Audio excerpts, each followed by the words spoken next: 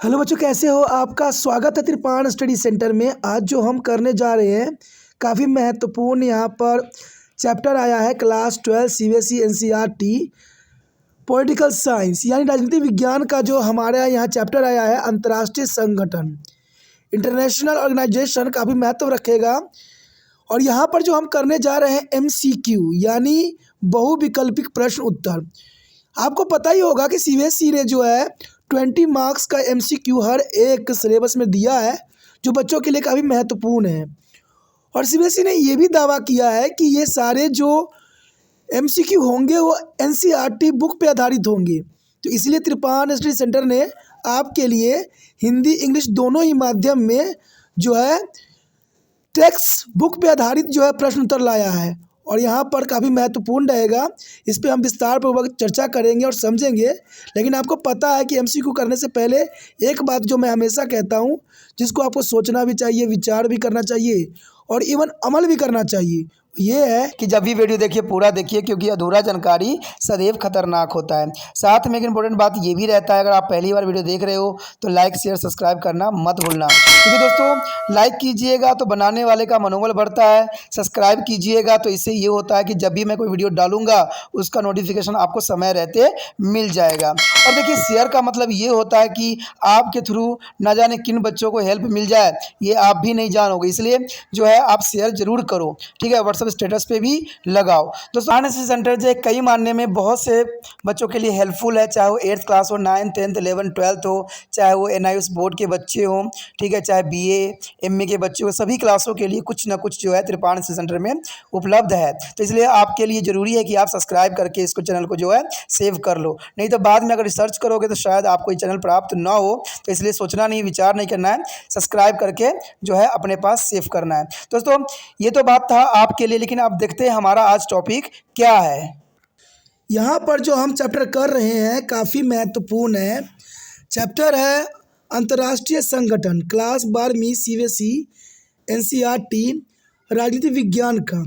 और हम जो यहाँ पर करने जा रहे हैं एमसीक्यू यानी अति वैकल्पिक जो है प्रश्न उत्तर, जो काफ़ी महत्वपूर्ण है एग्ज़ाम व्यू से। क्योंकि आपको पता ही होगा कि सीबीएसई ने जो है 20 क्वेश्चन एमसीक्यू के अंतर्गत जो है बच्चों को देते हैं, जो बच्चों के लिए काफ़ी महत्वपूर्ण होते हैं। और ये सारे के सारे एमसीक्यू जो होते हैं एनसीईआरटी आधारित होते हैं। इसलिए त्रिपाण स्टडी सेंटर ने एनसीईआरटी आधारित क्वेश्चनों को आपके समक्ष प्रस्तुत किया है। और इसी के अंतर्गत देखा जाए तो हमारा क्वेश्चन है कि संयुक्त राष्ट्र कब अस्तित्व में आया। देखिए क्वेश्चन बहुत क्लियर है। अब यहाँ पर आपको द्वंद्व करने की ज़रूरत है। देखिए एग्जामिनर कभी भी ऑप्शन देता है ना, तो एक ऑप्शन में खासियत होती है, जो आंसर सही होगा वो बिल्कुल ही अलग होगा, या दो आंसर आपस में मिलते जुलते होंगे। तो यहाँ पर भी उसी प्रकार की बातें हमें देखने को मिल रहा है।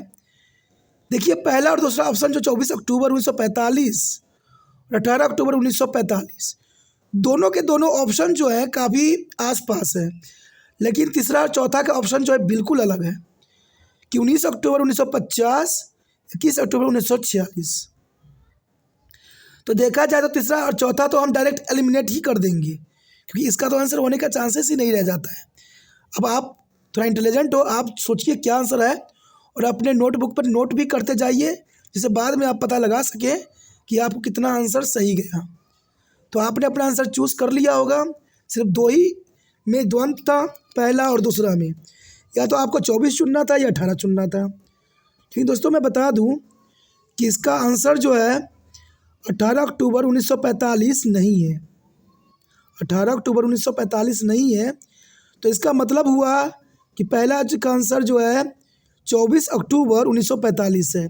तो मैंने कहा ना कि आपस में बहुत काफ़ी द्वंद्व थी, सिर्फ कुछ ही दिन का फ़र्क यहाँ दिखाया जा रहा था। तो आपका आंसर सही गया 24 अक्टूबर 1945। अब चलिए देखते हैं अगला क्वेश्चन क्या है। यहाँ पर आपके समक्ष क्वेश्चन आ गया होगा। क्वेश्चन क्लियर है कि अंतर्राष्ट्रीय संगठनों का क्या लाभ है। देखिए अंतर्राष्ट्रीय संगठन बनाई जाती है, इसका क्या लाभ है। अगर मैं बताऊं तो अंतर्राष्ट्रीय संगठन का कोई लाभ ही नहीं है। प्रथम विश्व युद्ध में युद्ध को रोकने के लिए अंतर्राष्ट्रीय संगठन बनाई गई, लेकिन कुछ दिनों के बाद दूसरा विश्व युद्ध हुआ, तो इसको बनाने का फ़ायदा क्या हुआ। और देखा जाए तो दूसरे विश्व युद्ध में इंटरनेशनल ऑर्गेनाइजेशन गठन की गई। लेकिन आज देखिए तीसरे विश्व युद्ध की तरफ हम बढ़ रहे हैं, तो यहाँ पर तो कोई फ़ायदा है नहीं। लेकिन देखा जाए तो क्वेश्चन के अंतर्गत क्या फ़ायदा है, अंतर्राष्ट्रीय संगठनों का क्या लाभ हो सकती है।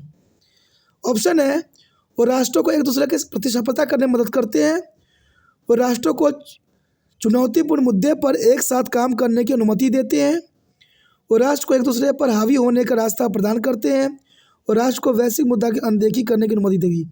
अब देखिए यहाँ दो ऑप्शन जो है बिल्कुल ही गलत बताई गई है। अरे भाई, इसका ये लाभ कैसे हो सकता है कि वो राष्ट्रों को वैश्विक मुद्दे की अनदेखी करने की अनुमति देता हो। अब देखिए, वैश्विक मुद्दे को अनदेखी कहेंगे तो बात कैसे बात बनेगा, ये तो बिल्कुल ही गलत है। दूसरा ऑप्शन देखिए कि वो राष्ट्रों को एक दूसरे के पर हावी होने का रास्ता प्रदान करते हैं, क्या डोमिनेट होने के लिए करते हैं, ये तो बिल्कुल ही गलत है। यानी देखा जाए तो सी और डी जो है बिल्कुल गलत है। आपका यहाँ द्वंद्व रह जाता है ए और बी में। अब ए और बी में से आपको चूज़ करना है। यहाँ पर आपके लिए मैंने आसान कर दिया, 50-50 चांसेस कर दिया, या तो ए आंसर सही है या बी सही है। अब अपना चूज़ कीजिए कौन सा आंसर सही है, और अपने नोटबुक पे भी नोट कीजिए साथ में। तो आपने चुन लिया होगा। अब देखिए अंतर्राष्ट्रीय संगठन का क्या लाभ है। अंतर्राष्ट्रीय संगठन का लाभ ये हो सकता है कि वो राष्ट्र को एक दूसरे के प्रति सफलता करने में मदद करते हो। देखिए ये तो ऑप्शन गलत गया, क्योंकि प्रति सफलता करने की मदद नहीं कर सकते, गलत है ये। और राष्ट्र को चुनौती मुद्दे पर एक साथ काम करने की अनुमति देते हैं, ये काफ़ी फेवरेबल आंसर हुआ।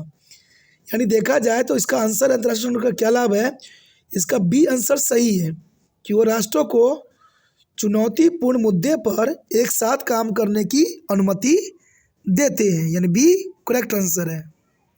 यहाँ पर हमारा अगला क्वेश्चन जो आया है काफ़ी महत्वपूर्ण है, और क्वेश्चन है कि राष्ट्र संघ का उद्देश्य क्या था। राष्ट्र संघ का उद्देश्य क्या था, क्या वो प्रथम विश्व युद्ध की प्रोत्साहन करना था, बी भविष्य युद्धों को रोकने के लिए, सी विश्व के विभिन्न राष्ट्रों में विभाजित करना, या डी आर्थिक विकास को बढ़ावा देना। देखिए क्वेश्चन यहाँ पर क्लियर है, ठीक है ना, कि देखिए राष्ट्र संघ का उद्देश्य क्या था, क्यों बनाई गई थी राष्ट्र संघ। और मैं आपको क्लियर बता दूं, राष्ट्र संघ का जो गठन किया गया था, कहते हैं युद्ध के बाद बनाई गई थी। युद्ध के बाद जो है राष्ट्र संघ का गठन किया गया था। तो इसका मतलब है आर्थिक विकास को बढ़ावा देना तो हो ही नहीं सकता, और विश्व को विभिन्न राष्ट्रों में विभाजित करने की बात तो हो ही नहीं सकती। यानी डी सी एलिमिनेट हो गया, आपका द्वंद्व रह गया ए और बी में। तो आप अपना आंसर चूज़ कीजिए कौन सा सही है, क्योंकि आप इम्पोर्टेंट हो, आपको आना चाहिए आंसर सही। आपने चुन कर लिया होगा आंसर कौन सा सही है। क्या आपने आंसर क्या लगाया है इसका, आपने बी लगाया है, आपने बी लगा दिया भविष्य के युद्धों को रोकने के लिए। तो आपने सही लगा दिया, क्योंकि राष्ट्रीय संघ का उद्देश्य यही था कि विश्व के युद्धों को रोकने के लिए ही बनाई गई थी। लेकिन यहाँ प्रथम विश्व युद्ध को प्रोत्साहित करना ये तो गलत बिल्कुल थी। यहाँ तो सारे तीनों के तीनों ऑप्शन गलत थे। प्रथम विश्व युद्ध को प्रोत्साहन करना, विश्व को विभिन्न राष्ट्रों में विभाजन करना, आर्थिक विकास को बढ़ावा देना, तीनों के तीनों ऑप्शन जो थे ऑड थे। भविष्य के युद्धों को रोकने के लिए तो बहुत आसान क्वेश्चन था, और आपने भी सही आंसर देने की कोशिश किया होगा। उसके पश्चात हमारे समक्ष क्वेश्चन आता है द्वितीय विश्व युद्ध कब हुआ। ये तो बहुत आसान क्वेश्चन है, जिन बच्चों को डायरेक्टली पता होगा वो डायरेक्टली आंसर देंगे कि द्वितीय विश्व युद्ध कब हुआ। क्या 1914 से 1918 में करवाई गई थी, ए, बी 1929 1945 में, या सी 1945 1950 में, या डी 1918 से 1939 तक। देखिए दो ऑप्शन तो यहाँ बिल्कुल मुझे और दिख रहे हैं। 1945 से 50 में तो कोई युद्ध हुई नहीं, और इस समय युद्ध भी हुई तो शीत युद्ध हुई, लेकिन उस शीत युद्ध का भी काल था 1945 से लेकर 1990 तक। यहाँ तो 50 की बात की जा रही है, तो ये तो बिल्कुल ही ऑड है। बात किया जाए डी का, तो 1918 में जो है सेकेंड वर्ल्ड वॉर ख़त्म हुई थी, तो उसके बाद कौन सा युद्ध चल गया था, तो ये तो गलत है, बिल्कुल ही ऑप्शन गलत है।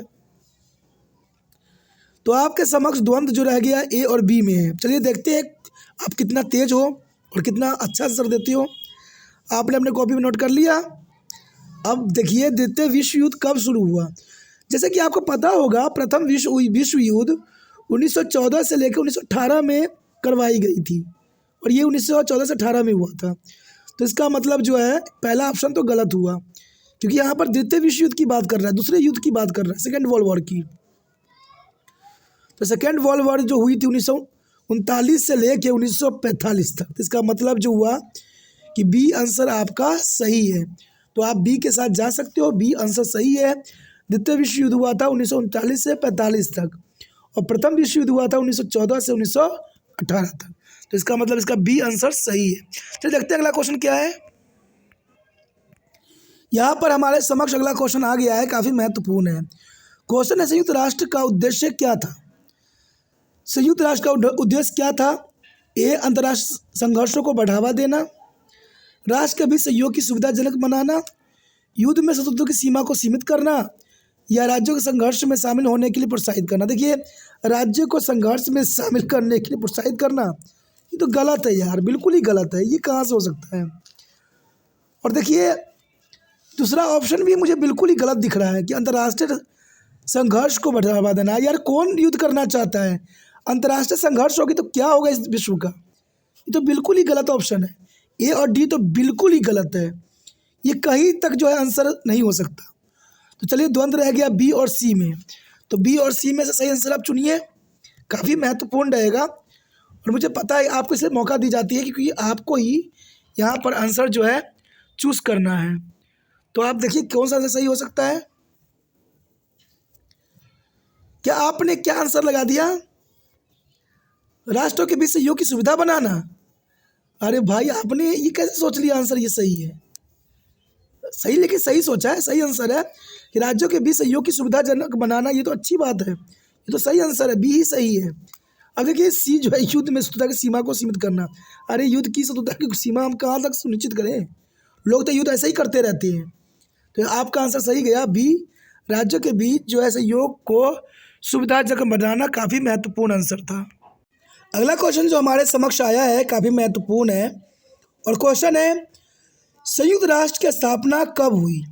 क्वेश्चन क्लियर है, संयुक्त राष्ट्र की स्थापना कब की गई?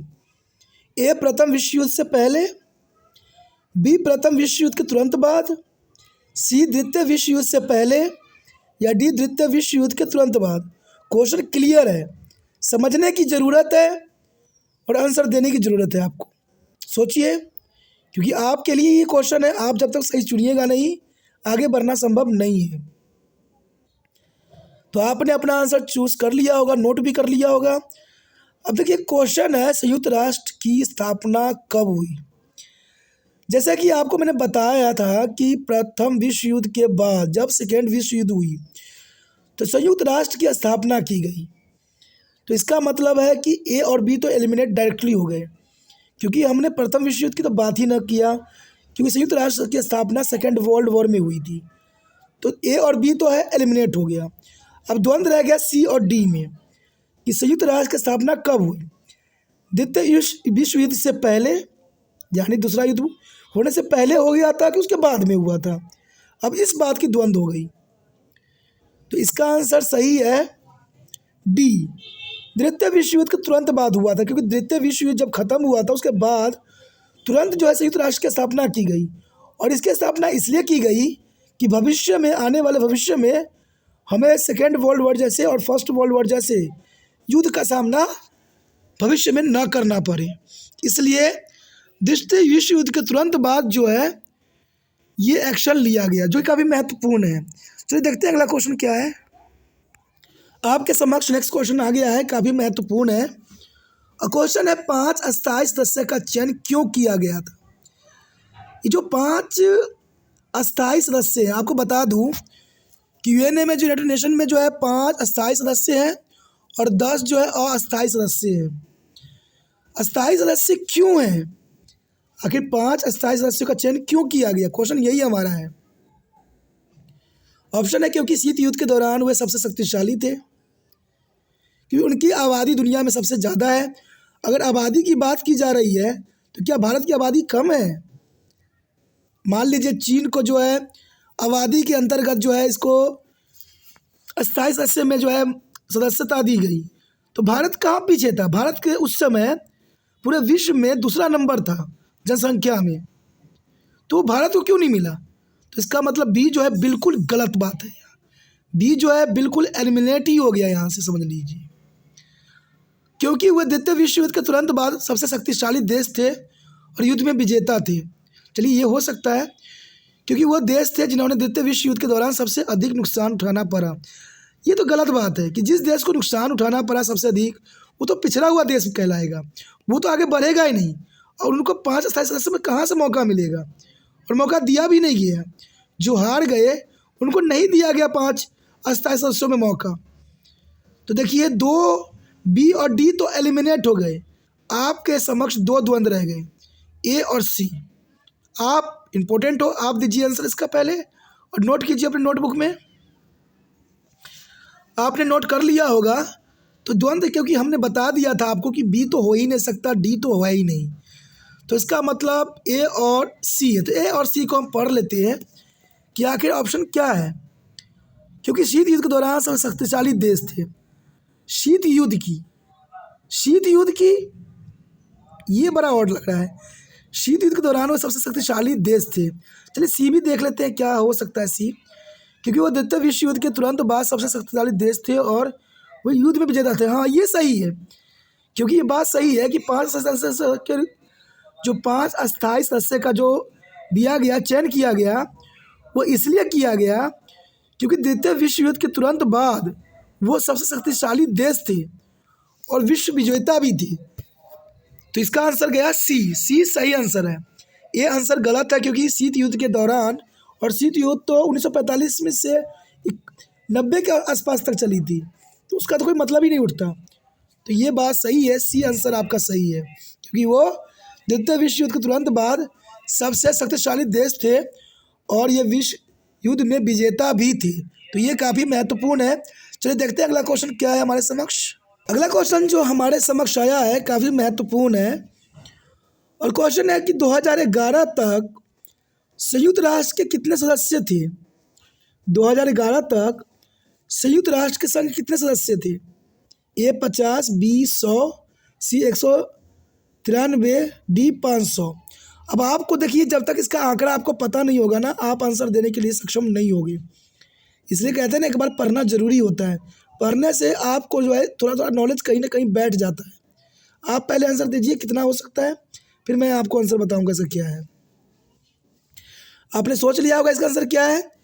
देखिए 2011 तक संयुक्त राष्ट्र संघ के सदस्यों की संख्या न तो 50 थी और न ही 100 थी और न ही 500 थी। तो इसका मतलब है 193 इसका जो है सी आंसर सही है। कहते हैं 1993 तक 2001 तक 2011 तक संयुक्त राष्ट्र के 193 सदस्य देश थे। काफ़ी महत्वपूर्ण बात है 193। चलिए देखते हैं अगला क्वेश्चन क्या है हमारे समक्ष। जो अगला क्वेश्चन आया है काफ़ी महत्वपूर्ण है, और क्वेश्चन है महासचिव बनने से पहले संयुक्त राष्ट्र में एंटोनियो गुटेरेस की स्थिति क्या थी। देखिए इसमें क्वेश्चन साफ पूछ लिया है कि महासचिव बनने से पहले, महासचिव एंटोनियो गुटेरेस थे जरूर, से पहले वो संयुक्त राष्ट्र में कुछ और भी थे, तो वो क्या थे, यही क्वेश्चन पूछ लिया गया है कि महासचिव बनने से पहले संयुक्त राष्ट्र में एंटोनियो गुटेरेस की क्या स्थिति थी। क्या वो पुर्तगाल के लिए संयुक्त राष्ट्र राजदूत थे, या बी राजनीतिक मामलों में अवर महासचिव थे, या सी शरणार्थी के लिए संयुक्त राष्ट्र उच्चायुक्त थे, या डी आपदा जोखिम निम्नीकरण के लिए महासचिव के विशेष प्रतिनिधि थे।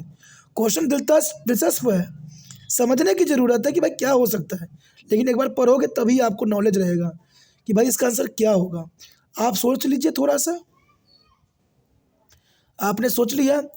देखिए पुर्तगाल के लिए संयुक्त राष्ट्र राजदूत तो थे नहीं, ये तो बात क्लियर गलत है, और राजनीतिक मामलों में अवर महासचिव थे, ये बात तो कभी भी मानी नहीं जा सकती।